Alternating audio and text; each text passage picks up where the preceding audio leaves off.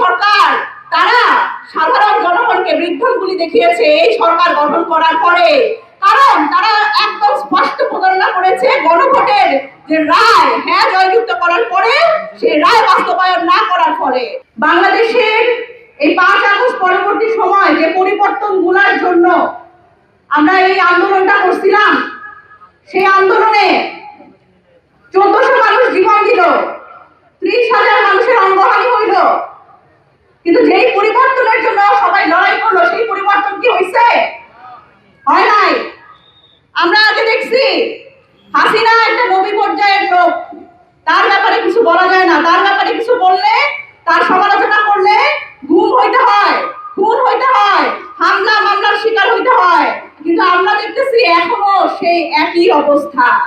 এখন আরেক নবী পর্যায়ে চলে আসছে, যারা আসলে এমপি মন্ত্রী তারা অন্যায় করবে, তারা জুলুম করবে মানুষের উপরে, তারা আওয়ামী লীগ পুনর্বাসন করবে, যে পতিত ফ্যাসিস্ট যাদের ছাত্র জনতার গণঅভ্যুত্থানের মাধ্যমে যারা দেশ থেকে চলে গেছে তাদের আবার পুনর্বাসন করবে, কিন্তু তাদের কিছু বলা যাবে না।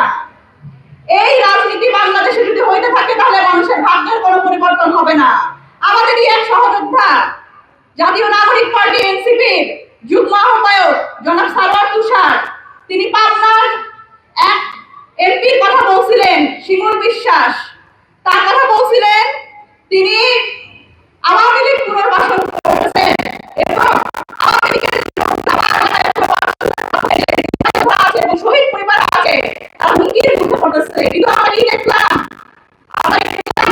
এই কথা বলার জন্য ছাত্র দলের আমাদের ভাইয়েরা এবং বিএনপির ভাইয়েরা তারা তাকে সেখানে অবাঞ্ছিত ঘোষণা করেছে, আমাদের সার্জিস আলমকে অবাঞ্ছিত ঘোষণা করেছে। আসাদুল হাবিব দুলু সাহেব তিনি এমনকি নবী রাসূল পর্যায়ে চলে গেছে যে তাকে নিয়ে কোনো কথা বলা যাবে না।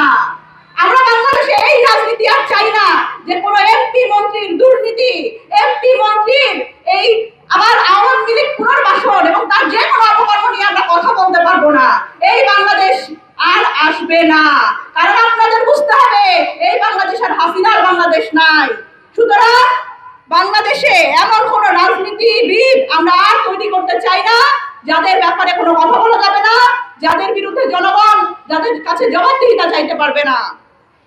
দেখেন, খুবই দুঃখের বিষয়, এক সময় বাংলাদেশের রাজনীতি করছে শেরেবাংলা একে ফজলুল হক, হোসেন শহীদ সোহরাওয়ার্দী, এনারা আসলে রাজনীতি করছে। কিন্তু আমাদের এত দুর্ভাগ্য, আমাদের রাজনীতি করতে হয় ফজলুর রহমান, নিন্টুকেরা বলে ভজা পাগলা, আমরা বলি না, আমরা কিন্তু বলি না নিন্টুকেরা বলে ভজা পাগলা, এদের সাথে আমাদের রাজনীতি করতে হয় যারা আওয়ামী লীগের গত 15 বছরে আওয়ামী লীগের সাথে আঘাত করে টিকেছিল এবং এখন তারা বিএনপি এমপি হয়ে তারা বিভিন্নভাবে গণ অভ্যুত্থানকে প্রশ্নবিদ্ধ করতেছে এবং গণ অভ্যুত্থানে আসলে কত শহীদের সংখ্যা এই নিয়ে তারা এখন টকশো করে। আমরা এই যে ফ্যাসিস্টের পক্ষে কথা বলা এবং এই ধরনের গুপ্ত আওয়ামী লীগকে আমরা আসলে বাংলাদেশে আর